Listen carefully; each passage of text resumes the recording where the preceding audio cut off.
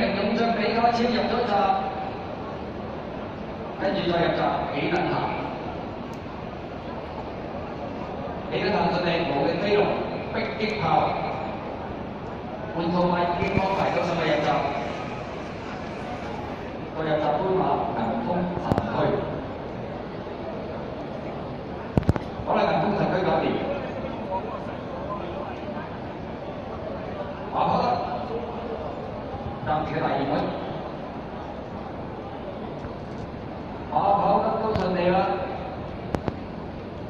剩翻4隻，辣得很，老友記，剩翻2隻，卡卡到嚟，最後一隻入閘，飛廉之子，嚟得快啦，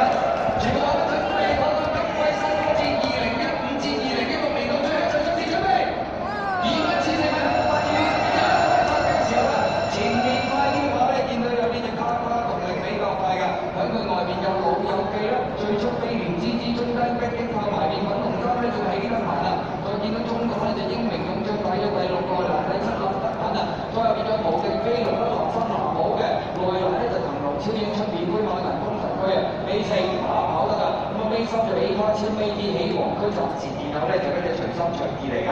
好啦，我呢個800米段處啦，前面老友記咧就放翻出皮跑，飛廉之子第2位，內欄第3咧仲有幾等行啦，第4位出面嘅迫擊炮，再後邊嘅第5位啦，見到外面啲馬走咯喎，有英明勇將響出邊，最速灰馬銀風神區，馬林中間咧仲有迫擊炮啦，卡卡動力內欄咧就係呢個辣得很啊，響出邊3位嘅馬咧都仲有呢隻無敵飛龍大外方。